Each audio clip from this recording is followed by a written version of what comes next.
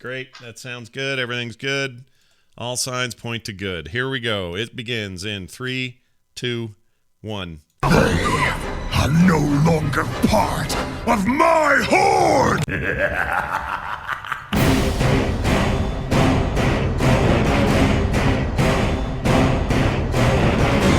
The World of Warcraft podcast, so you don't have to.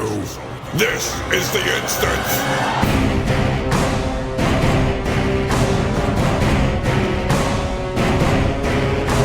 Hello, everybody, and welcome back to The Instance. This is The Instance episode 549. I'm Scott Johnson, joined today by Patrick from France, who's back. Hello, Patrick. It's nice to have you back. Hey, yes, thank you. I am no longer almost dying with the flu. Oh, you had the flu, did you? That sucks. Yeah, for a couple of weeks. I didn't know that. My kid goes to daycare now, Mm-hmm. so you know what happens when that happens. Yeah, they bring it all home with them. I remember that, those days. It was, those were rough times. But listen, it's making you stronger if it doesn't kill you. Is that what the old phrase is? It'll make you stronger if it doesn't kill you. No. Close enough. We'll allow it.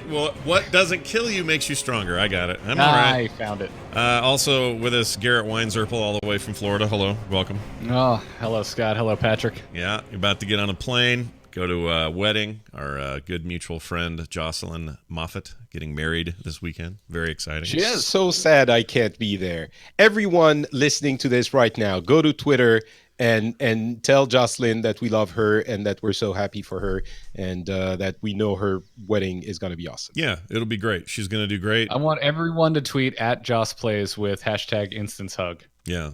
And by the way, there you go. That's really good. You should take a coat. I'm just saying. You're up there in the Canada. Things are cold up there. So Garrett, you in your tropical paradise of Florida, maybe go get a coat.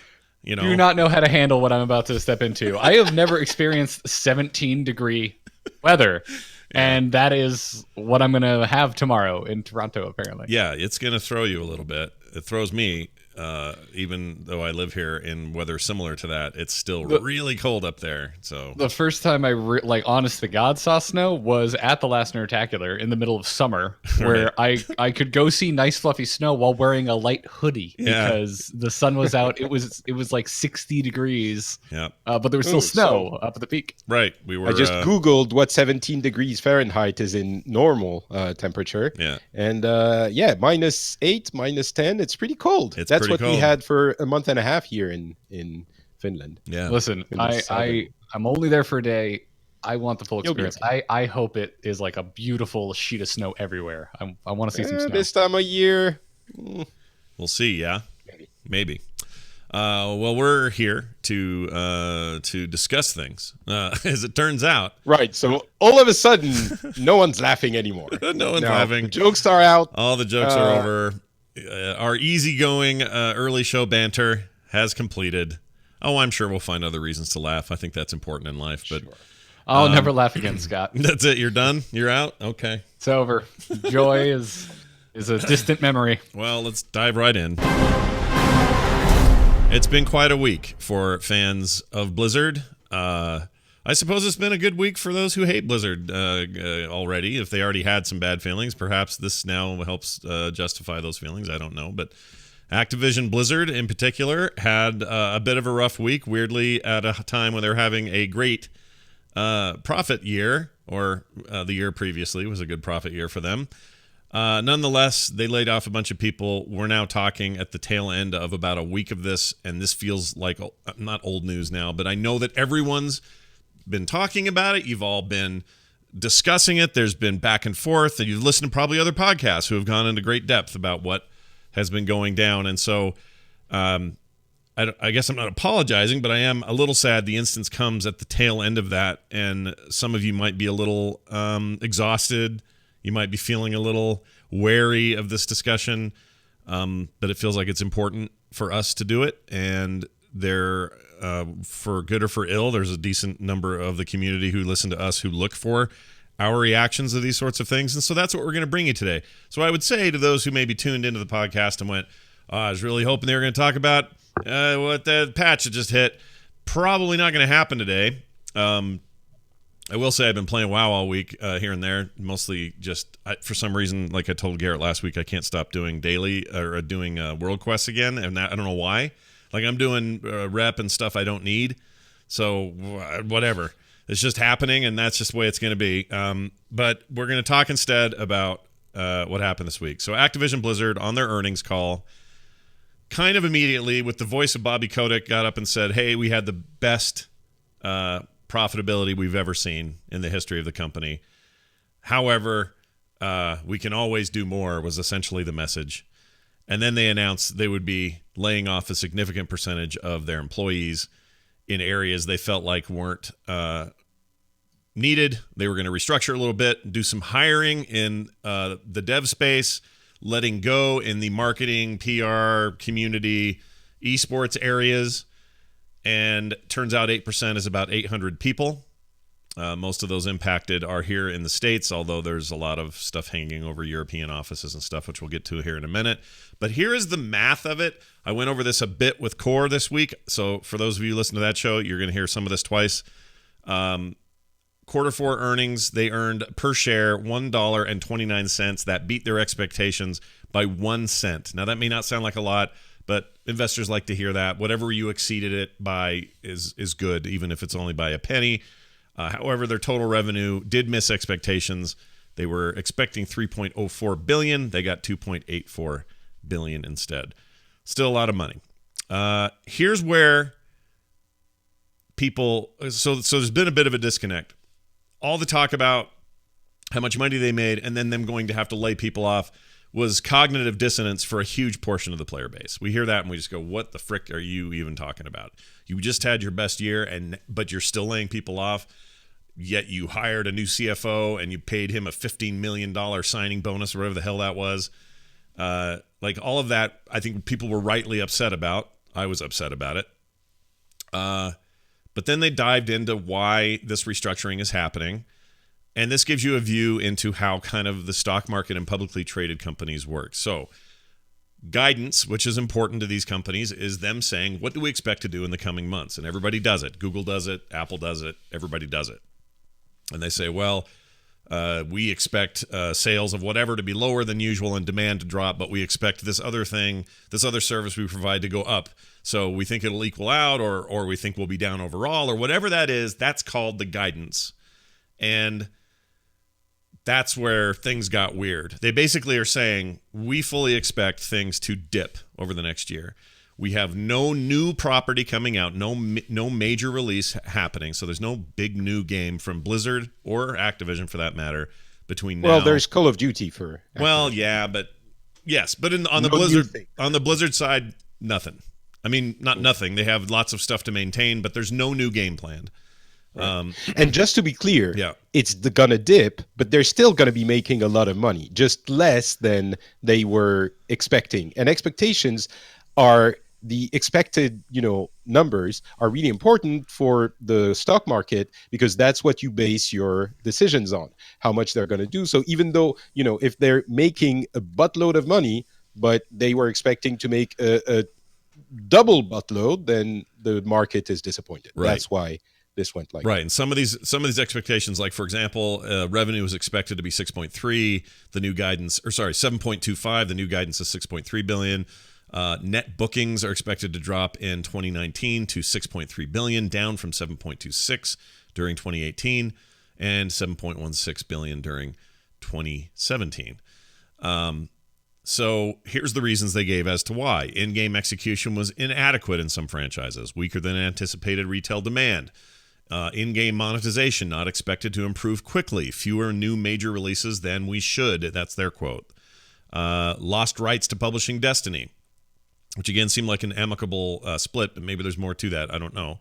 And that meant, in their minds, that's enough of a drop in expectation, not profitability, but drop in expectation to lay off 800 seemingly awesome people. And I say that without much irony because there are so many people that I am personally connected to at Blizzard who lost their jobs last week or this week.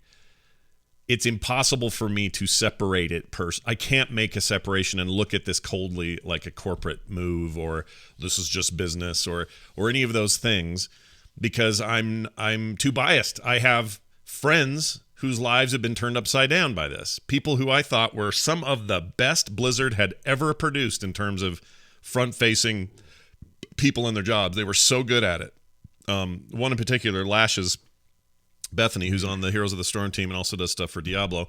I've never worked with anybody with more passion, more care, more outreach, more capability, and higher work ethic than her. I just haven't. Straight up. Like, of all my time at Blizzard, never seen anybody like her. She's super low on the totem pole, as it turns out, on the Heroes team, which has already been cut way back. All of those things, some of that just being unlucky about where you were placed and where you were at the time of this change. But she's gone, and it sucks. Like, I really feel a very personal, and I know this isn't just me. I think we all feel this to different degrees. And that's part of the problem, and we'll get into it. Not part of the problem, but it's part of the discussion today about why this is so impactful for us versus if we hear EA laid off some group of people and we just sort of wave it off as, well, that's EA. They've been screwing people for years or whatever. Why is that different than what this is? Why is this so personal? Why does this feel like it's happening in our family and not in some cold corporate building somewhere that we have no control over? We'll get to all of that in a second, but I did want to at least mention this. Cody Johnson, who's Activision's operating chief, says this: our restructuring plans shed investment in less productive, non-strategic areas to our business and will result in a net headcount reduction of approximately 8%, which is also driving an increase in investment focus and capabilities around our biggest franchises. It's a lot of corporate speak, but basically they're saying non-productive roles get chucked and we focus on areas that have growth. They say they will increase investment, increase the number of developers working on games by 20%. So that's new hires. They'll do that this year while focusing on live services, esports, and successful franchises like, and then they gave a list, and I think this is an interesting list: Candy Crush, Call of Duty, Overwatch, Warcraft, Diablo, and Hearthstone. I would point out the the absence of Heroes of the Storm on that list. So just another stab in the heart into a game I quite like. But anyway, that's not that surprising at this point. I mean, probably not, Garrett. It's like, sure, I should expect that from that thing. I know that, on the one hand, they keep putting up posts going, things are going great, we got a new focus, and then on the other hand, you got them going, yeah, well, we're not even going to bring it up in our earnings call as a thing. Oh, it's an emotional roller coaster. I mean, we were getting ready for Into the Nexus, and we had the KO Milker letter last Friday, obviously right after we normally record, and like, yeah, we got so much great stuff to talk about next week. We're back on the horse. It's back to normal. And then which clearly a lot of people losing their jobs, not the worst thing in the world for us, but yeah. If you're a Heroes fan, my God, the last 3 months have it's a slaughter. Just been a nonstop emotional whiplash. Yeah, it sucked for us as fans of that game, but and you can kind of see where the emphasis was, because a lot of the layoffs that affected those kinds of teams hit the WoW team less. There were less of those on the WoW side, so it was clear that maybe they feel like front-facing community and that sort of thing are, I don't know. Who knows how they make the priorities internally? I'm not going to pretend to know any of that, but some of that made me happy. I was happy to hear that my old co-host Randy Jordan is safe at Blizzard. He got, this axe missed him, and some other people that I really like also got missed, but some people I really like got hit. And so here we are at this point where I'm expected to now try to suss out and make sense of a company and its decisions and how I should feel about this emotionally after 27 years of following them and playing all of their games. Like, from the beginning, I played Rock and Roll Racing, for hell's sakes, and everything forward. And the entire time they built and we perceived that they were special and different. And we internalized stories like Mike Morheim couldn't make payroll one month. So what did he do? He went to the bank and used his credit card and got everybody paid and made sure everything was cool.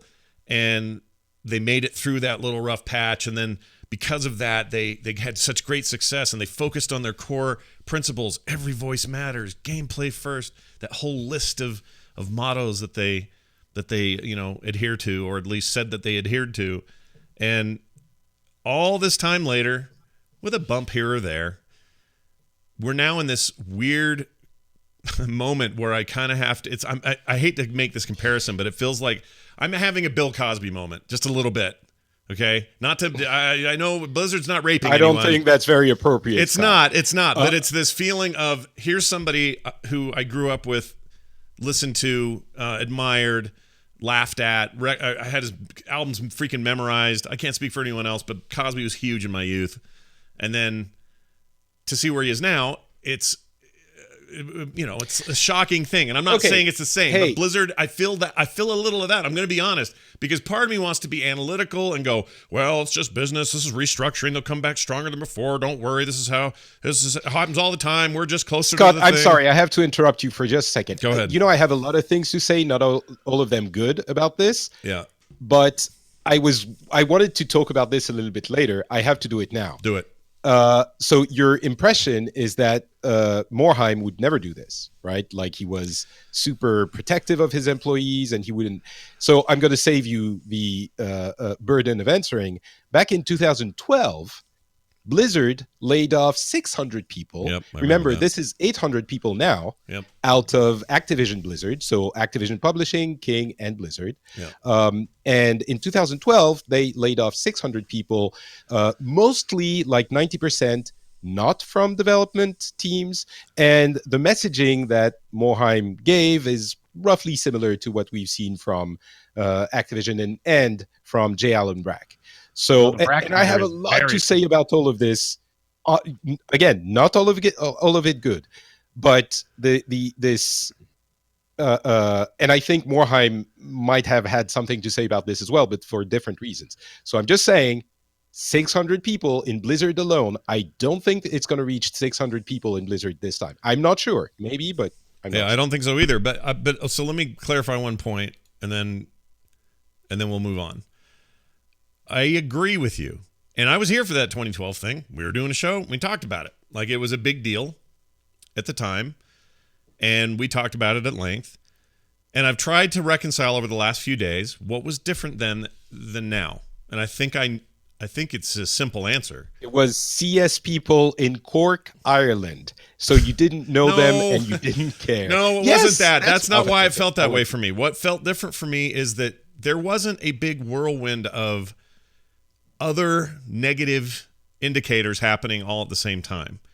This time, we went from going to BlizzCon, going through the Diablo Immortal sort of, Kobayashi Maru that we had there. That's fair. We had Mike Morhaime stepping down. That felt ominous and, I don't know, just kind of change of leadership. It's weird. So that was a part of it. Him literally, honestly, part of this for me is him getting on stage and being utterly confused about the tribute and seeming uncomfortable and wanting to get out of there. That left a weird impression on me. I've still struggled with it since BlizzCon. The BFA reception has not been excellent. So lots of negativity, mostly coming from us as players. Okay, so I know that. But still there's that groundswell of like, BFA's not as good as Legion. I'm quitting. This game's never been as good. And then here's us going, well, we're still playing it and kind of liking it. And I don't understand. There's all of that weirdness. And then HTC canned in the most unreasonable, crappy way possible, I thought. And the hero stuff just getting shoved to the side in this like kind of weird manner. And then there's something else. But anyway, all of it weird messaging around it. I think that's the difference. There was already a crescendo of what's going on over there. And then this happens and you go, oh my gosh, could this get worse than this? So I think 2012 didn't have any of that surrounding tissue. It didn't have that stuff going on. That's true. I think that's where my head's at. Us as content creators too, like especially you, Scott, you've been doing it so long over the history. I mean, so have you, Patrick. But I'm just thinking of the instance specifically right now. I mean, Scott's been helming this thing since vanilla. Right. You've been doing it so long that you've been through those motions, and so have I, and so have Patrick, of different low points in Blizzard's history. WoW is a good example of defending it, of saying, no, it's not the end of the world. When there were all these WoW competitors on the horizon, everyone's like, it's a WoW killer. What were WoW fans doing? We were all there defending it, saying, no, it's not. And we were right time and time again. WoW killer never came. When Activision Blizzard happened, A lot of us were defending it, saying, "Oh, it's fine. They're still going to be mostly autonomous. It just means they're going to, have a better infrastructure going forward." And it wasn't really that bad until the layoffs in 2012 that you brought up, Patrick. This time we've now had, basically since right before BlizzCon. So from November till now of defending being wrong, defending being wrong, defending being wrong. Oh, BlizzCon's going to be great. It wasn't. They're not going to can HGC right before Christmas. That would be a terrible thing to do. They did. J. Allen Brack taking over from Morheim isn't going to be that bad. It's pretty bad. The guy is not instilling a lot of hope and feelings of goodwill in the community. And here we are now with like the I hope the worst it's going to get. Right. And now, before Patrick's about to explode with his stuff. I want to hear it. Let's go right into Patrick zone. He's got this Medium post, getting a lot of activity. Well, hold on. First, Patrick has to cash his Blizzard check, and then he can talk. Well, and full disclosure, Patrick did at one time work for Blizzard, but I've always known Patrick to be a pretty level-headed, say it like it is kind of guy. In fact, not just with Blizzard, straight up, that's Patrick in general. If I'm eating breakfast with him and my eggs look weird, he's gonna say, "Dude, your eggs look weird and you're getting fat." Like, he'll say that to me because he's an honest, true friend, and I want people to understand this about Patrick. If you don't know him the way I know him, what he's about to say, if it sounds like he's defending something, I'm not. I know you're not. I just want you to listen. Like I just want people to really listen. And this isn't about Patrick. I want the community to put your pitchforks and your fire and your torches down for just a second. All your black and white hats, put them over here, set them down, and just let's listen for a second to what we're saying across the board here today, which includes Patrick. So, Patrick, go ahead. There is so much I want to say, but first I do want to say something about what Garrett was saying, which is, we were defending them. I don't think maybe we have a little bit of a bias. Maybe we have a lot of a bias, but we're not trying to defend them.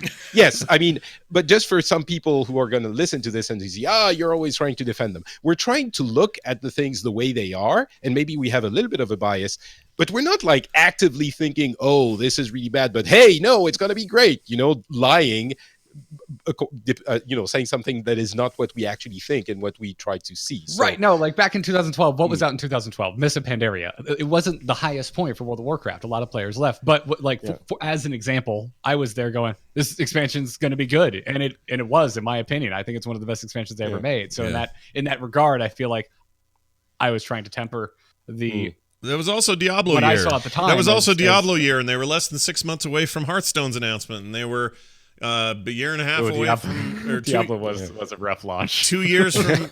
Well, it was, but still they had stuff going, right? Like, it was going and moving, and, people had a lot of anticipation and all of that. Yeah. Anyway, Patrick, go ahead. It is different situations, but I think the reason why, you're right, sometimes it feels to some people like we're trying to defend them, is that there are also some people who are really angry and who pile on and who kind of think about things in a very emotional manner. And at least what I try to do is to look at things in a very dispassionate manner. And, that's what I did a few times. And maybe towards the end, I'll read the end of my post where I address that. But, a few weeks ago, I posted an initial thread on Twitter, which kind of blew up a little bit, where I was trying to explain where the situation was going in my eyes. And a few people brought it back to me, like going, aha, did it end well? Did this thing age well, do you think? And I'm like, so I went back and looked at everything and wrote a long one again. And I think there are really two different issues that we should be addressing separately. And people tend to conflate the two because they are so invested in Blizzard as a company and so passionate about it. There's one issue, which is the issue of morality for a company, the fact that they're making lots of money and still laying off people. And there's one issue, which is Blizzard going to be able to make great games still, or are they toast? And I think the two are separate, and they should be talked about separately. About the question of morality, if you think that this is business as usual and that happens sometimes, it's unfortunate, but that's how things work, then you're probably okay with the fact that they laid off 800 people. Not okay, but you'll make your peace with it.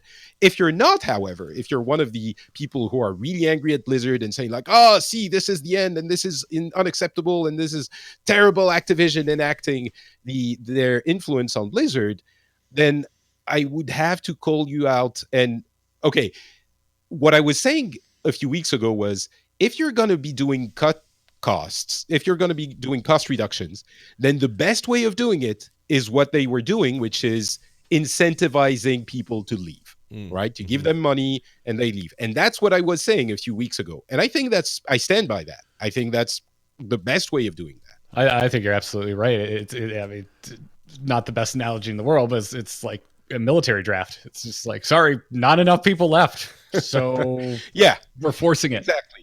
Yeah. And so what's happening now, I think it's not good. I think it's pretty bad. I think it's, if there is no morals in companies, they're there to do their fiducial duty to make as much money as possible. And by the way, they made a buttload of money. So the system is working as intended. So if you're really angry about this, I think it follows the logical conclusion of your anger should be that you would support unionization and some amount of societal safety nets or labor laws.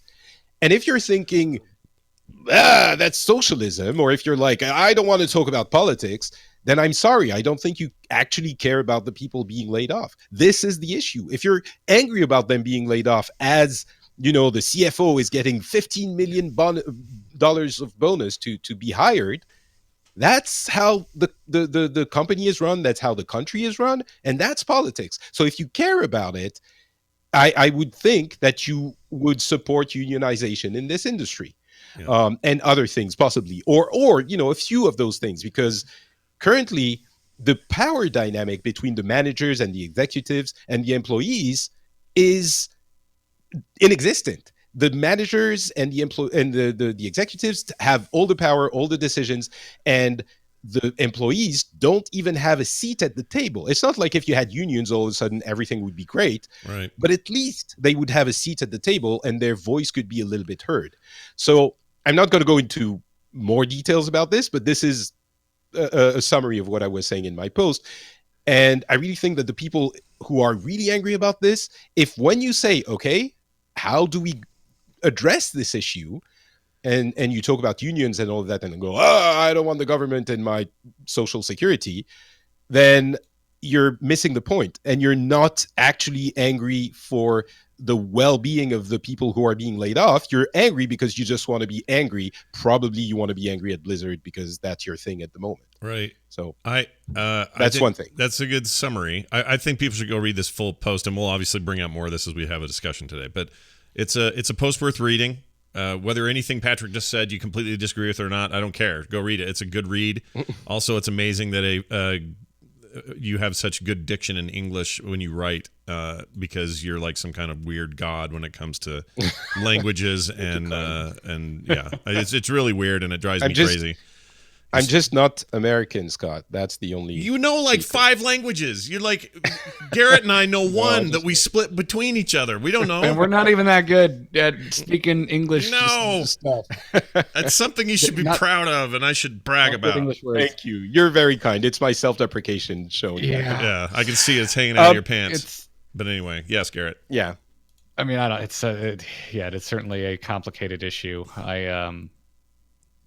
Do you want to hear the wall? I mean, if you're angry, I get it. But yeah, what do you go beyond the fact that you're angry? If you're just saying, "Oh, it sucks," and then you think the solutions, or maybe there are other solutions. But I think, I mean, I would like to defend some of the anger that maybe aren't talking about unionization, because I'm angry and I just don't really have a lot of experience or knowledge about unionization because it's just never been in my life.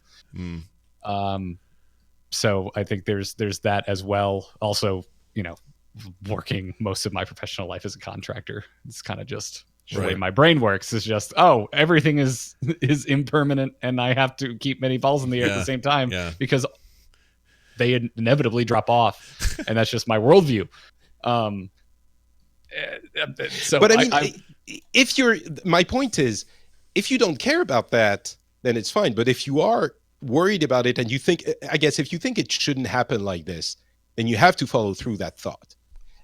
I agree with that. Like if you're really mad about the way this went down, I agree. You have to kind of put in whatever action you can. Now, you may come from, I'm a lot like Garrett, self-contracted dude most of my career. I did spend a number of years working for a company, but it turns out they were kind of small too and kind of did their own thing too. We weren't really tied to stock or options or percentages or any of that stuff. It just was never a thing. And so, yeah, there's a big difference between privately owned and like a public company. Yeah, it's a huge difference. And as a result, I also don't have a ton of knowledge in this space. I don't understand a lot. Maybe this is an opportunity to learn more about it. But what I would say is that we have to at least address why this feels like it stings so much more. And I think the answer is this. Blizzard, for their part, had established themselves as a high standard for everything that they did. Their games themselves, their how they would acquire talent and how they would hire and keep people, and while the rest of the industry would launch a big AAA game and then lay off everybody who made it, Blizzard would not do that.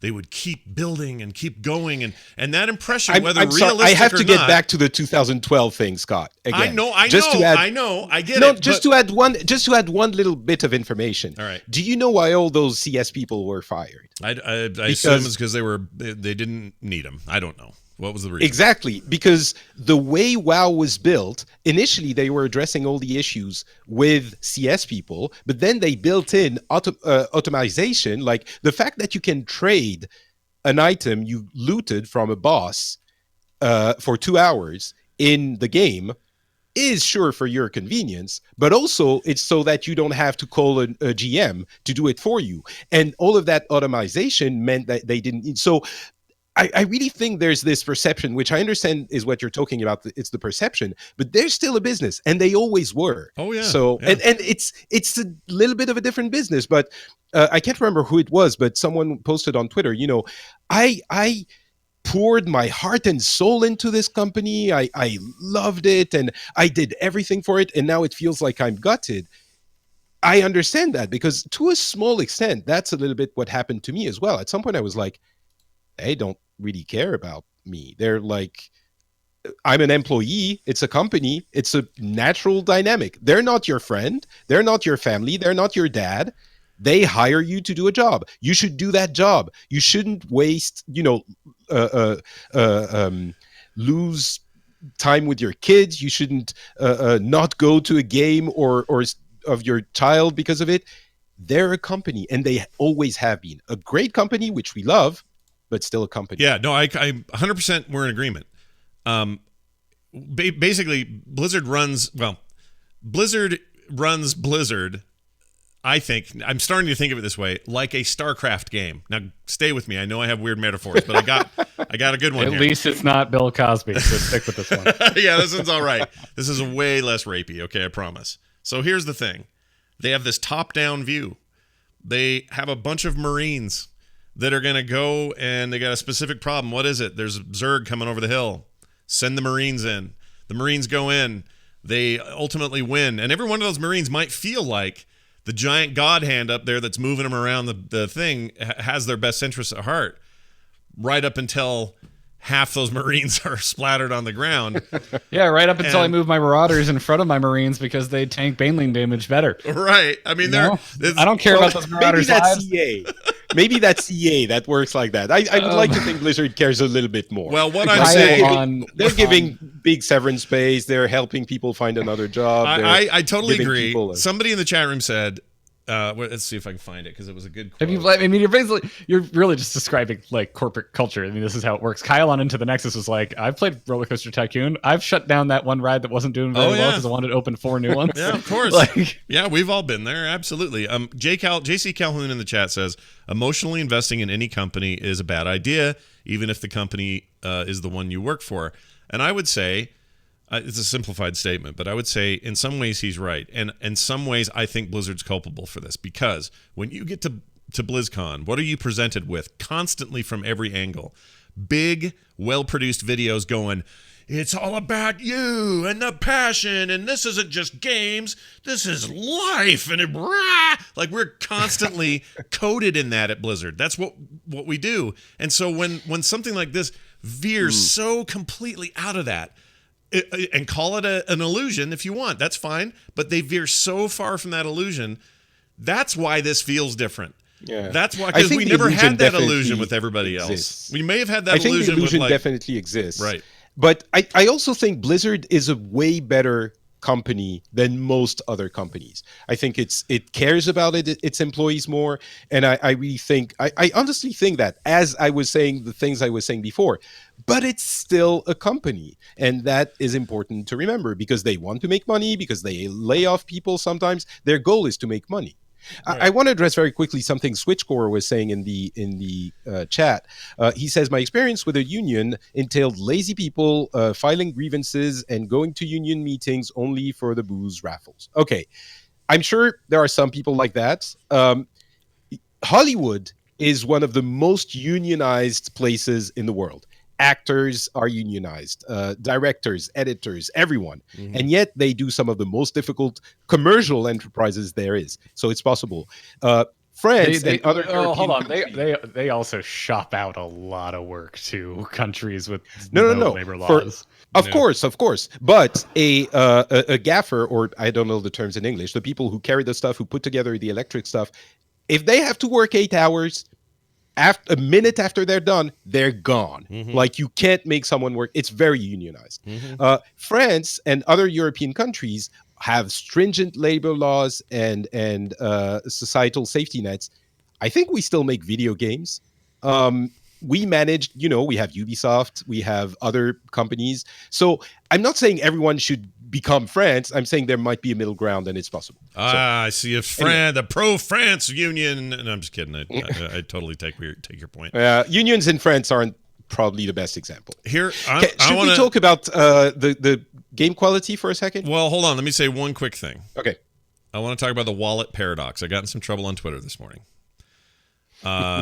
The response from a lot of people has been, this is terrible. I don't like where Blizzard's gone. This is unethical and awful. The answer is for all of us to unsub from the game and quit buying Blizzard products. And I came in with a little semi-jokey tweet, but the tweet was this. Blizzard says, we're laying off 500 people. The players say, revolt, everyone unsub. Blizzard says, but wait, that will lead to more layoffs. And the players continue to say, revolt. My point wasn't to say that that's the wrong way to behave. I'm a big believer in voting with my wallet. I think that does affect change in a capitalist society. If you're trying to find a way to not have a company do what they do, sometimes the way to do it is to, in effect, boycott and stop supporting them. I get it.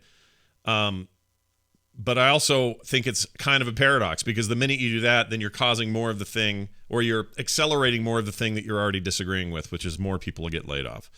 But in the long run, it helps because you don't reward that behavior. I agree, and I want to put that out there. I want people to understand where I'm coming from there. That's exactly what I'm saying. And all I meant by that was, it's a twisted, complicated mess. It's just not simple, is all I mean.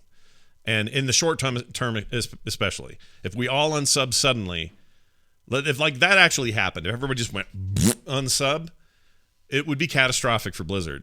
In WoW alone, because they that revenue is huge for Blizzard and Activision. They need it.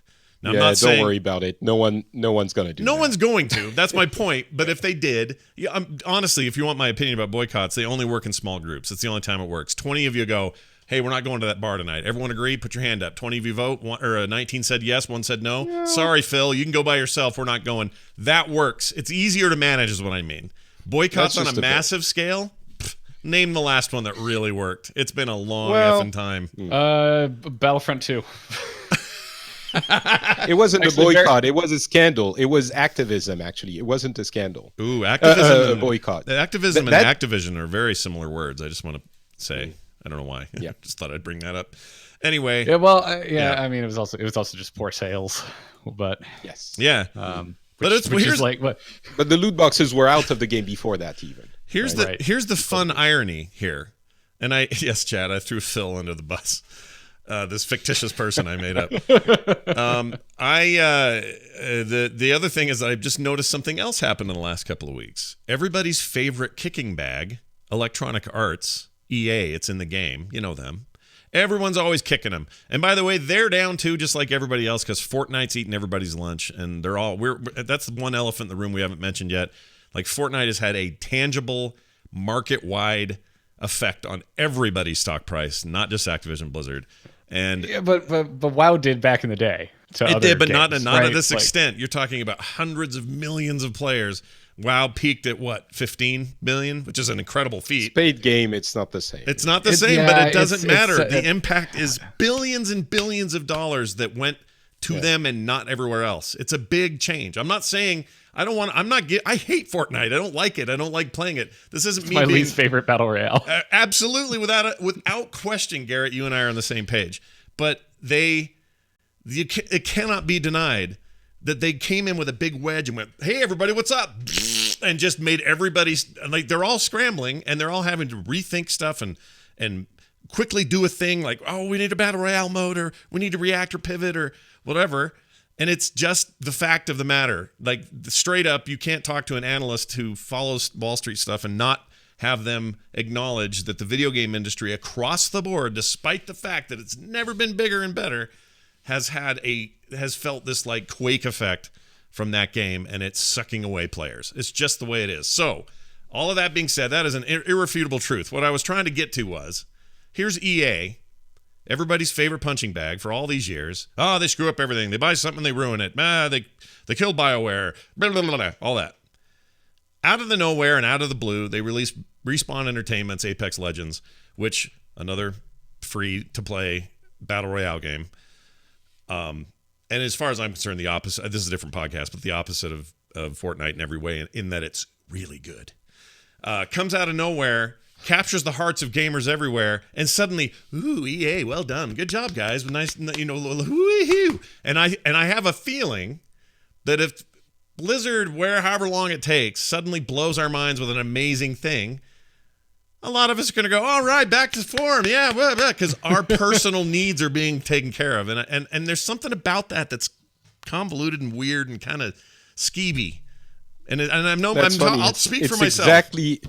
It's exactly the example I give in the article. And I think the reason, that's why I say the reason people are angry isn't because the moral issues of a company laying people off, although some people are.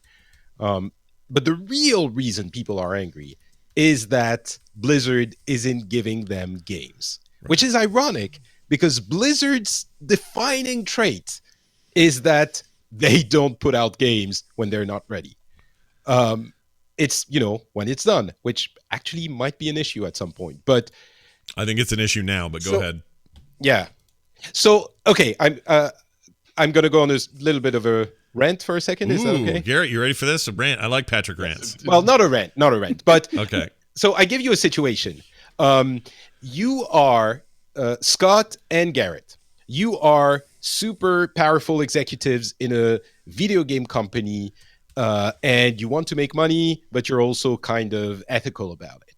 And I'm a developer, and I come to present to you the game I've been developing for the past 2 years. And you want to know what it's like and how it's going to do. And I come to you and I'm like, here's that PowerPoint presentation. The game is kind of almost done. It's not bad, it's kind of okay. But honestly, if you ask me if you want a really good game, we have to go back to the drawing board, and we need another 2 to 3 years. What do you guys say? Well, if you're, in the image of, I'm going to answer for you. Obviously, the good thing to say, if you're a good company and you care about gamers, quote unquote, you give the developer the 2 or 3 years, right? The bad thing to do would be to say, whatever, just finish it up in 3 months, put it out. We're good. We need to get some money. Okay? I'm going to take the Nintendo option and say you're fired. I'm giving it to the studio that made the game the right way. That's an interesting imagine point, Retro Studios doesn't exist in this. Right. Yes. So my point, obviously, as everyone understands, is that Blizzard is doing the thing they are supposed to be doing for the quality of the games, the thing they are known for, right? And again, in my initial thread from a few weeks ago, I was saying it seems they're focusing on development. That's pretty good. They are indeed hiring 20% more developers over the year. The reason people are angry is that, oh, we don't have Diablo 4. And at the same time, they're saying, but we're losing the Blizzard that we love. It doesn't make sense. It doesn't hold up. And the thing that I get to is first of all, we don't know the games that they're building. Maybe it's going to be some crappy free-to-play things. It's possible. But honestly, we don't know. It's not unfair to say, let's wait and see what they're building until we decide that they're going to be crappy. If you remember, from 2004 to 2010, that's 6 years, Blizzard did not release anything other than WoW expansions. Nothing. And then from 2010 on, we got, in a few years, StarCraft 2, Diablo 3, Reaper's Souls, Hearthstone, Overwatch, Heroes of the Storm, etc., etc. And on some fire good there. and some bad expansions. Yeah. So, and that was 6 years. But now, where we are now is for 3 years, and now it's going to be 4 with 2019, Blizzard has not put out a single new game. And if you're thinking that's mismanagement, they should have done things better, they should have put out good game, I'm like, sure, give me the magical power to make certain that you're going to get good games finished on time. It's not like Blizzard is going like, they had a game plan for 2016, 2017, 2018, and they got to that meeting that I was talking to you about. They got to that meeting. They were like, is it good enough? And they made the right decision. So being angry that they're not releasing Diablo 4, that they're not releasing other games, is being angry at Blizzard for doing the thing they want to do. And now that they're focusing on development even more and hiring more people to better populate the games that are there, that we're all agreeing that, Overwatch is stale, Hearthstone is stale, we still play them every day, but they could be better. They're going to be doing that and developing more games. I honestly don't understand how you see that as a bad thing. Now, everyone, go watch Taliesin talk about Schrodinger's Blizzard. Schrodinger's Blizzard. That's what you're describing. Yeah. And I have another thing I would like to submit. Maybe the reason this is really bad is not that Blizzard has changed, it's not the old Blizzard anymore. They suck now. I wonder if the reason this is bad is that this is the old Blizzard. The game industry in the past 10 years has become incredibly active, incredibly productive, with incredibly strong titles all the time. Every month we complain like there's 2 or 3 must-play titles every month. And all the while, Blizzard is taking its sweet time, taking ages to put out anything. But that's what Blizzard does. But maybe it's a problem now. Maybe we're not happy with just a few heroes in Overwatch and just another new expansion in Hearthstone. So maybe the problem is Blizzard isn't working out with their old DNA. And what they're doing now, the reorganization that it's going to take the entirety of 2019 to do, is to put things in gear and be able, hopefully with the same level of quality, be able to put out more games and more new games. I don't have the exact answer, like the right answer to all of this, but I really think that the question of, is Blizzard working out? I really think that the people who are angry might actually be angry at Blizzard for being Blizzard, No, that's a fair. Well, that's what I think that you're actually saying what I'm saying, which is we all drank the Kool-Aid. Perhaps they even drank it. Perhaps Blizzard is just drinking the Kool-Aid all day and we're drinking right along with them. And what's happened is the stark reality of, you're tied to a big corporate thing and you got to make decisions that aren't necessarily based on pure emotion and or the betterment of a human being's life. They're big, broad decisions that often produce casualties. cracks in the system. This Kool-Aid tastes funny. Like that's kind of, I feel like that's where the disconnect is coming for players. Why this feels so intense. Add all the other stuff leading up to this since BlizzCon, and what you have is this perfect storm of who are we? Why are we doing this? Why are we so slavishly dedicated to this company we thought was better, we thought was different, and it is a amplified version of what happens every day in every company across the world, small to large. Somebody has to let go for whatever the reason is. That's an emotional, hard thing. The guy that has to fire him has a hard time with it. If the company can't afford severance, that's another ugly part of it. If you live in a country where there's not a lot of safety net for that sort of thing, that's another part of it. Like, it's this negative thing, happens every day, all the time, everywhere. But we all had this vision that Blizzard is not that ever. And I'm not saying that I'm not saying it's not also, it's on us for having that belief. I'm not trying to absolve us from anything. I'm just saying, and I'm not even saying we were duped. I'm saying this is a rough time that we have to adjust our perceptions, because perception is everything in this deal. What I'm saying is it's not unique to Blizzard. Like, this is the paradox of fandom at this point. Like, what are you a fan of out there? If they're like, you're mad at Blizzard and you're, I'm going to use an example of you're attacking me on YouTube because I'm making Blizzard content, and you say, how could you possibly do that? So my question to you is, well, what are you still supporting? Are you supporting Disney? They've got a dark ass history.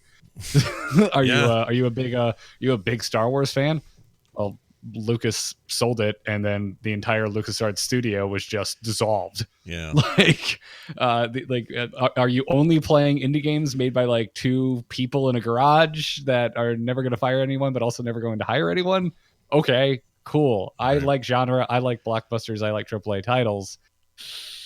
Basically, every studio has done what Blizzard is doing, and I'm not saying that it absolves it.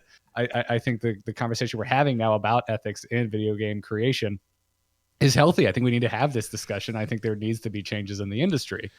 But at the same time, your options are pretty limited if this is if you're drawing the line here. Yeah. Because it's also the line has already been crossed by almost every other studio. Could also be a prescient moment to add to what you're saying, because I've never heard this more fevered pitch discussion of these issues than I am right now. It didn't matter. Unions. Unions. Okay, great. But what I'm saying is, if that's the solution, great, or whatever it is, but it's making people talk about this way more than they ever did when EA laid off a bunch of people, or Activision did this in the past, or any other company did whatever. I was trying to think of there was a recent gnarly one. Who was it that got a massive layoff and the whole company just took a big dump? What was it? Anyway, some other gaming thing. And immediately, Ubisoft and even Blizzard and everybody else took to Twitter going, oh, well, we've got some openings and so sorry to hear about this, which you saw a lot with this as well. Telltale. The company Telltale, that was down. it. Yeah, that was a bad one. And that was a mess. And the company was real shitty. The thing is, and I was upset about it, but not like I am now. So what's the difference? And I don't even think what's happening now is, I mean, it's maybe a market of scale, but I don't think what's happening now is more egregious than what happened with Telltale. I think Telltale's thing is a freaking nightmare. No, Telltale was terrible because everyone saw it coming, and it was kind of the irresponsibility of a owner or president of the company. I think that was a little bit of a different story, but you're right. We feel it a lot more strongly, and even with everything I'm saying, we are more connected to the company. I can't remember who it was. It was someone, maybe a player, that was saying, when Overwatch didn't launch on Mac, someone said, maybe it was at BlizzCon. He said, I'm not a gamer. I'm a Blizzard gamer. Right. I play Blizzard games. That's my thing. And this company has the kind of attachment to it that very few other companies do. And obviously, I mean, I worked for it for a long time. We have friends who work for it. It's obviously we are more attached to it than others. And then to other companies, there is an emotional element to it for sure. Right. Yeah. I mean, that's my main takeaway from this entire week is just how emotionally impactful this has been for me. Chat rooms making comments like, well, that's because you guys are so invested. Well, yeah, we are. Like, it's my favorite video game company in the history of the world. I love video games. I'm playing them since I was a kid. This is a thing that really matters to me. It's close to home. They, at the end of their BlizzCon videos, if you recall, there's always this thing during the intro one, right before Morheim and now Brack would come out and do things. They're in this long video, and at the end, they have this quiet little plinky piano moment where text slowly fades into the screen and says, "We're family." And I think of that now, and I think, yeah, that's what I wanted, but that's probably not what it is. And so my own personal feelings on this are just I feel just a little injured by it, and I'm not saying everyone should feel like me, nor am I saying it reflects reality. I'm just saying it hurts and it sucks and I don't like it, and I'm way too close to it. And I wasn't close to the Telltale thing at all. Wasn't really playing their games, didn't really think about it, didn't know much about it. I went, "Oh, that's skeevy and awful. I hope something gets done about that." Anyways, and I moved off. And this, I can't move off this. It's just like, it's just a different thing. So my point to what I was originally saying is maybe all of that, maybe this personal connection that we all felt and feel could be channeled into something that would make a real change. I don't know. Maybe the discussion is a fevered enough pitch that in this country anyway, and again, the minute you mention the term Congress, everybody shuts off and says, "Oh, politics, not interested." But maybe it gets to a point where some congressional leader goes, "Yeah, that's weird how that happened. And that happened right here in my backyard, and my constituency seems pissed. And what is the deal with the gaming industry? They've gotten so big. They're bigger than these 9 other industries that have mandated unions or whatever." I'm speaking out of my butt with that because I don't know who has what. But they could look at that and say, well, why are they not? And what's the deal with Activision? And why has Bobby Kotick got this giant bonus at the end of the year, yet they laid off? Like maybe those questions are at a more fevered pitch now where people have to listen, or change does happen. Change takes time. It goes slowly. It's like molasses running uphill sometimes. But maybe this is that moment in the games industry, given Blizzard's status and how let down people feel by it. Regardless of whether they're allowed to or whether they're entitled to feel bad about it or not, they do. And I'm hopeful about that. I'm not convinced, but I'm hopeful that maybe this is a time for something else. I can tell you this, though, like sharing your opinions on this issue, like Metzen did yesterday, sends me this text in the middle of the afternoon. He goes, "Oh, man, did I open a can of worms?" I said, "What's the matter?" Oh, yeah, I saw his tweet. And he did like a mini thread, like 2-3 tweets, right? And it was all just this message about kind of actually like, real fast, since you have Metzen's ear. Could you tell him to reply to his own tweets for the threads, please?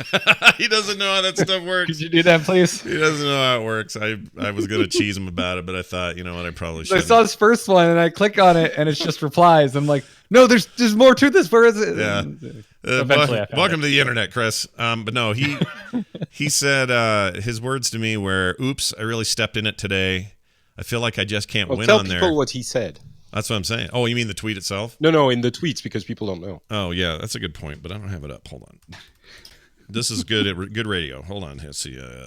Chris Metzen. Okay. So at twitter.com/Chris Metzen, he says this. And he did this continued thing as if it was 2007. Hold on. I've got it up. You want me to read it? Yeah, read the first one, if you would, please. Okay, so first tweet, he says, "While I don't represent Blizzard anymore, I want to say that despite how hard this week was, the folks still there are some of the most dedicated and passionate developers in the world. They give their all daily for you guys." Yeah. Continued. Then followed up with, "Yes, the business end of things can be tough sometimes, but that's every company. Blizzard's not done, not over, not on fire. Rough patch maybe, but the people there are brilliant and hardworking every day. Support them, encourage them where you can." And then he finishes with, "Flailing about the apocalypse doesn't help." I want to do a everyone reads one thing. Right? Yeah. I like it. "Flailing about the apocalypse doesn't help. Positivity and faith in the long run actually do help. A community that doesn't support each other won't last. Be positive for each other. Be constructive. Anger just breeds anger." I think Yoda said that once. Yes. And then people piled on. Of course, he's got 132K followers. When he posts, people have thoughts. His words to me were, "I really stepped in it." He says, "I feel like I can't win on the internet. It's like people live in a totally different world sometimes." And I feel for those who are there and who are seeing this from their vantage point, because in their world, think about, we see it as like our edifice is falling, that that isn't ours, but we see it in front of us, something we've always admired, and it's crumbling in our, whatever perception may be for how much it's crumbling, but that's what we're seeing. And then internally, what does that feel like? They look out on the community and see us just pitchforking it, or defending them to the death, even though they know internally, some of that, there's actually good points out there. You probably shouldn't defend us quite that hard. Like, that must be a weird perspective, and they can't talk about it. It's not like they can get on Twitter and go, "There's my full rant about what I think about what's been going on here." And they're just glad that their jobs are there still, and they're still working, and they are still sort of mourning the loss of people that were friends and like family to them, like really like family. Yeah, I mean, that's where my head is at. It's just like, wow, yeah, I think Bobby Kotick is morally corrupt garbage, but like, I still want my friends at Blizzard to have a job. Right. Like, I still want to support them. Yep, I do too. Yeah. And also fandom, like these worlds.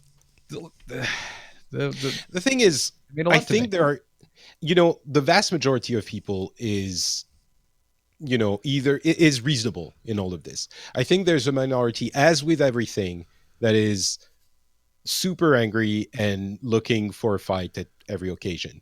And this is kind of one of the things I address at the end of my post, and I explain why I try to be as dispassionate as possible when I look at these things, because when passion turns into anger, you don't understand things correctly. You misunderstand, you misjudge things. And one of the things I say is that I remember the angry people booing Wyatt Chang on stage at BlizzCon. Right. Yeah. And I'm pretty sure that some of those people are now saying, "Oh, how can you, the people at Blizzard are being laid off. This is so terrible." And they're pretending like they care about the people, and they were booing the dude on stage at BlizzCon. I think some of that anger is unhealthy. There's I think that was Chris's who point. Sent me a by message. The way. Chris's entire point was that, but continue, keep going. There's someone who messaged me. He was like, I can't wait for whatever YouTuber to rip into Activision for this. And this is not healthy. This is not the way we should be doing this. So this is why being dispassionate is important. And anyway. Yeah. So it's a legitimate concern. We've said, I think, all that we need to. I'm worried about the company, but I'm also, in some ways, I'm not. I also know the financial realities are that they're a giant entity who will probably weather this, and there will come a day where we have some reconciliation. Can I depress you a little bit more? Oh gosh, yes, I think so. Just a tiny bit. Yes, as long as I can have a counterpoint to what you just said. As long as I can. Oh, go ahead. Okay, so just I'm kind of with chat here. Like, I find it's easy. When you're reading comments on the internet, to assume they're all written by the same person. Maybe don't lump the people who think Immortal looks kind of like butt into people who are mad about 800 people being fired. Because listen, if you were mad about Immortal, like, I don't care, it's not important. But if you're mad about people being laid off, I get it. I think that's a legitimate reason to be angry and have an emotional reaction. What I'm saying is there are a few people who really want to be mad and who will find reasons to be mad, but that anger, I don't think, is genuine. I don't think it's the anger is caused by what they say it's caused for. If it is, then you want to probably do something about it. And I actually do address that aspect. I do use a lot of shorthands and the angry gamer, blah, blah, blah. It's that we're not all like that. But I really do think that some of the people who answered some of those topics and a few people who answered Chris, they just want to be mad at something. And yeah, they do. People want to be pissed. And so whatever. We're no, go ahead, Patrick. What are you going to say? No, the depressing thing. I thought that was it. Go ahead. Give us the depressing thing. The depressing thing. If you want to be angry at something, if you want to think that the future of Blizzard might be going down the drain, it's if they are indeed regrouping all of the marketing and PR and communications part of the company at Activision Publishing, I would be a little bit worried, because the balance between product, meaning developers, and marketing at Blizzard has always been in strong favor for developers. They are the ones who decide everything. I think at Activision, it's probably the money and marketing people who have their targets, and they decide if a game has to come out, then it comes out. So if that balance is affected, and if Blizzard doesn't have marketing and PR anymore, and it's not certain that's what's going to happen, but if it does, I would be a little bit worried, because if the marketing people have more weight in the decisions, then it might be a bit problematic. Yeah, we'll see. Also, PR and community are a big deal. I'm selfishly glad that the WoW community team was less hit, because that probably means I can still try to, solicit interviews, and I can still reach out and go, hey, I see there's a new book out. Can we get her on the show and talk about, what she thinks about this new book or whatever? Christy Golden. Like, I want to be able to still have some of that, and so it's a selfish reason, but I don't know, because so much of that part of this is the layoffs. Like, it's in some ways it's messaging that says, and again, Blizzard can clarify this if they want, but the messaging seems to be, we're pulling away from the front-facing connective tissue of this stuff, so that you and players don't have as many options out there, that they don't put as much stock in the idea that having this important layer between a very active base and internet-facing thing is less important than the actual development of the games. And we may, in the long run, totally agree with that. Like, the games that come out, we're like, oh, the refocus on development sure paid off. Like, we may do that. But right now, it just feels like we're losing a connection to the game in a way that there are still community managers, right? I mean, of course. Right? Randy's still there. Mm-hmm. I mean, I know Chris is still on the Hearthstone team. Lindsay's still around, but who knows what it looks like, right? Because there's significantly fewer of them now. Right. Yeah, I'm with you. I share that concern. It's just it's not like it's completely gone. It just seems like it's just a little less. Yeah, I mean, it's kind of what you were asking earlier, Patrick, is like, well, why did the 600 people get cut back in 2012? It was because they overhired, and it feels a bit like they overhired here as well. But it also, because of Kotick and other Activision comments, it seems like they're also reprioritizing. Yeah. That's what I'm a little concerned about, and is that like, oh, are you going to force Blizzard to churn out games like you churn out Call of Duty? Mm-hmm. Like, I mean, that it's possible, but that's what I was saying. I've been saying for a while. Blizzard is really good at making tons of money, and it makes sense to shed some of the support functions if you haven't had games for 3 years, and and the games are played less, obviously, the ones that exist, because they're a little bit more stale, and you still are not going to have a game at least for a year. It makes sense to restructure in the support functions, or to consolidate from a business perspective. I'm not sure it makes sense to go in and change the way Blizzard creates their games, because you might be killing the golden goose. You might want them to come out a little bit faster, and you ask the developers, you're like, what do you need? More developers? Okay, we're hiring. And it seems that's what they're doing, and they have a lot of things cooking. But forcing them to put out a game on a vastly different way, I don't know that it would make sense, even for Kotick, who loves money. And maybe I'm wrong. Maybe what we were saying about maybe the old Blizzard doesn't work, because in this world you need to be more agile and have more frequent releases. Maybe the way Blizzard did things before is just not possible in a giant, enormous company anymore. Maybe you need to do things a little bit differently. But right. When Diablo 4 comes out, we'll have the answer. When the other million games they're working on will come out, we'll have the answer. But I can't imagine it will become Activision 2. They already have Activision Publishing. They can do that there. Right. And the only thing I would add finally to this is we are seeing this so up close and so personal. It's impossible to separate ourselves, like I mentioned earlier. Probably during Patrick's last statement there, 500 Chinese workers were treated terribly. Something happened today and we didn't even know about it. And we'll never know about it. No one's going to talk about it. We're not going to have empathy for them because we don't know. And even if we did, it would be hard to dig up enough empathy for them because we don't know them. Homer Simpson once famously said, "It's funny because I don't know him." When you know somebody, it makes a difference. And we're just in that place. It's impossible for us to separate that. I'm fully willing to admit it. I am in a biased position that is walls around me and really tall, and I don't have a way out of the pit exactly. So I can't look at this with the most objective eye. I just can't.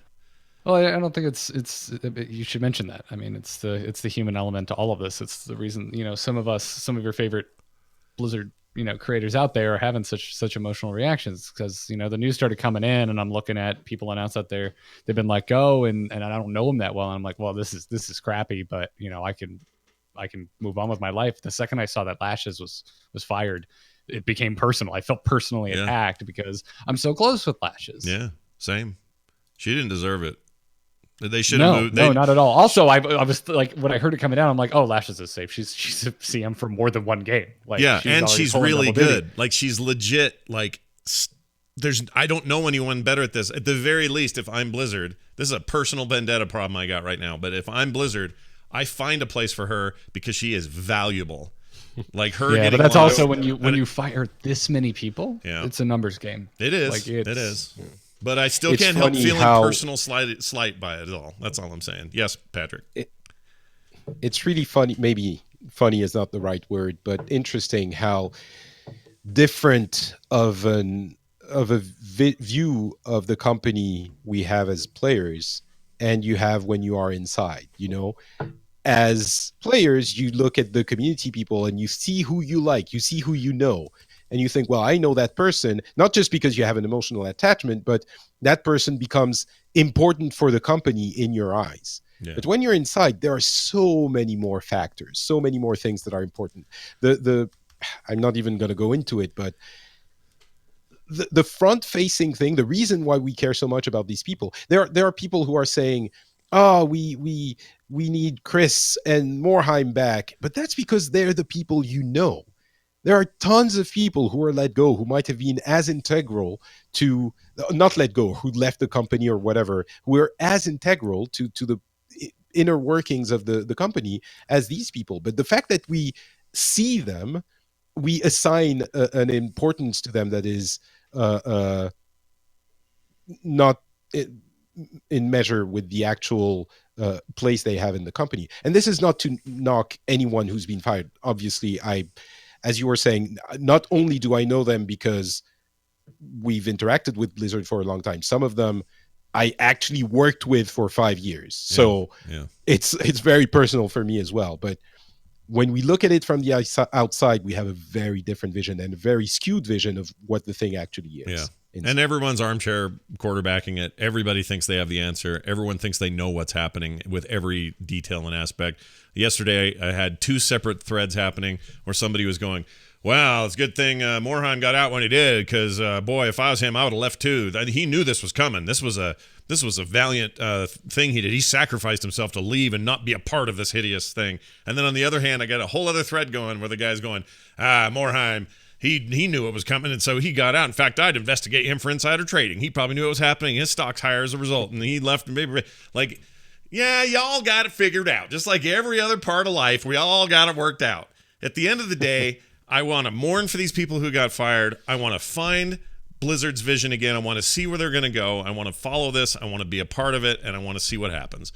And that's what we'll do on the show. We're not going to boycott, and we're also not going to let it go. Like, it's a nuanced thing, and I don't want us to be idiots about it. And there's too much of that going on. Like, no offense to anybody who's quote unquote being an idiot, but just, take it down a notch and let's talk. Let's have a discussion. If there's somebody in the chat rooms earlier, why are we even doing this? Why are we talking about it? Because that's what you do. We're humans. We communicate. We talk. We say, what do you think about this? And you come back with something else. And our understanding rises a couple of notches. Or maybe we even feel more confirmed in our feelings. Or we're conflicted. That's human interaction. And if we're not doing that, I know this is broad and philosophical. Thank you, Scott, for defending all of content creation. Yeah, of all of everything This anywhere. is not specific to this one event. But I think we forget that we're so behind anonymous avatars and so unwilling to let people say what they really feel, and then sometimes we're just there to troll. And I'm what I'm saying is this is reflective of all of that stuff, but now it's personal, and so it just feels bad. So stick with us, and we'll see how it goes. That's all I'm saying. If that made any sense there toward the end. Take a break, play some Apex, point and laugh at Anthem for having a bad launch day, and we'll go from there. How about this? Can we have a quick speculation on whether this has any impact at all on BlizzCon? A, whether there is one this year, or B, whether it's this is a sounding point where people are like, oh, I'm not going to BlizzCon, I'll never support that again until Blizzard gets their crap right. Like, what do you think the effect is? There will be a BlizzCon this year. It will still sell out in about 5 seconds. I would be surprised if Brack takes the stage. Is my interest. You don't think so, huh? I don't know. My speculation is there will be a BlizzCon mainly, well, not mainly, but 2 reasons. First, they need to regain brand mindshare. Mm-hmm.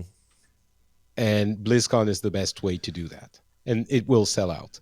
Secondly, it's a moneymaker, if I'm not mistaken. Yeah. So they like money. They're going to make it happen. Sure. Hopefully they won't outsource stuff to focus on development, and it won't, or if they do, they will still make it as good as it was before. And I also think they announced either Diablo 4 or a new game. If they don't have a new game to announce, then they don't do it. Right. I can't imagine they have BlizzCon and they don't announce anything new. That would be suicidal. It can't just be an expansion to WoW, can it? It has to be something else. No. And I think Jab takes the stage and announces it. And all of a sudden, everyone loves Jab. Yeah. What game do you think it'll be? I mean, do you think it's an Diablo unknown thing, or Diablo No. 4? You think Diablo 4? I think it's Diablo 4. Interesting. But, we've been saying that for what, 4 years now? Yeah, one of these years we're going to be right. We're going to be right one of these years.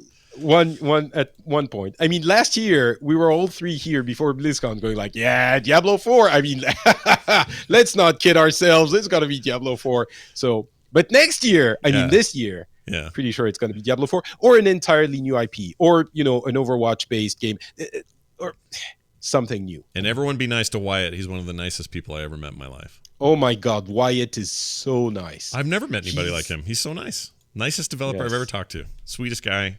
He didn't deserve. Well, I know people weren't booing Wyatt. They were booing what Wyatt was representing. I know, but they were booing the idea of Diablo Immortal. Yeah, they weren't. They were booing an idea, not the man who delivered it. And I understand that, but still. Yeah, but not to say that I'm sure the messenger was somewhat caught in the crossfire there. I'm sure it didn't feel good to be standing on that stage, receiving those boos. No, that was no good for anybody. All right. And Patrick, do you think the French office will be hit? There's some speculation. And oh yeah. You think so? Okay. The latest numbers we have is they apparently said it was up to 130 people getting fired, and the France office is like 400, I think, something like that, according to estimates. So it's going to be hit super hard. Right. That being said, community-wise, they have I don't know where they are now. I think they kept hiring after I left, and they were already a lot of people because you have so many languages, and per language you have sometimes up to 3 or 4 people per language. Mm-hmm. And so for the games that are now not as active as they were before, for 3 years with no new release, blah, blah, blah, I don't know. I guess that's where they're thinking they can cut the most. So it's going to be hit for sure. But since we have labor laws and all this, it takes time, and they have to negotiate with the unions to make things fair and equitable as much as possible. People still get laid off, but there's a little bit more control there. Right.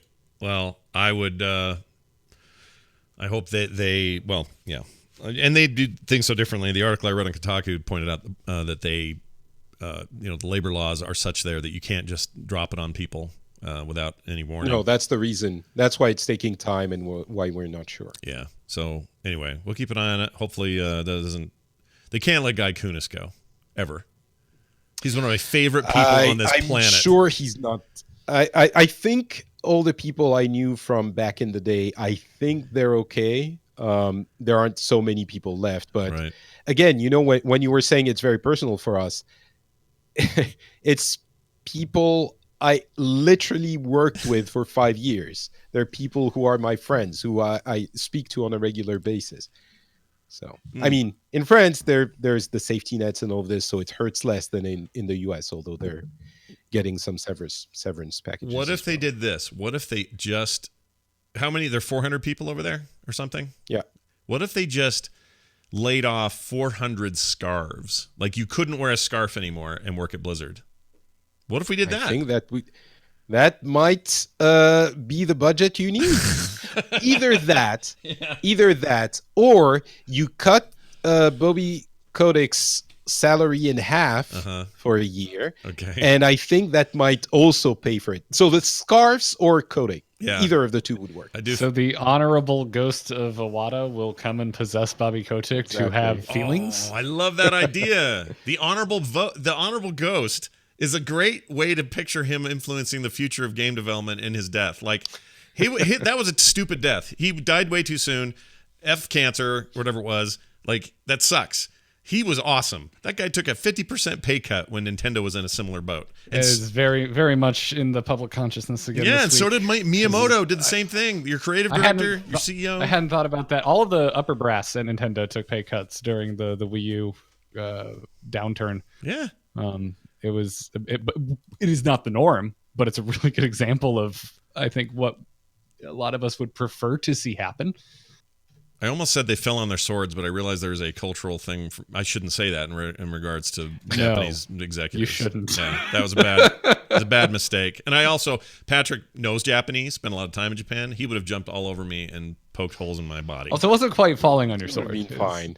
All right, it would have been okay. I only meant it in the throwaway way that it is often used. Oh, you really fell on your sword. And I went, oh, that was a thing Japanese people did in the ancient times a lot, and they have a high suicide rate now, and Scott should really shut up about it. All right, so I'm going to do that.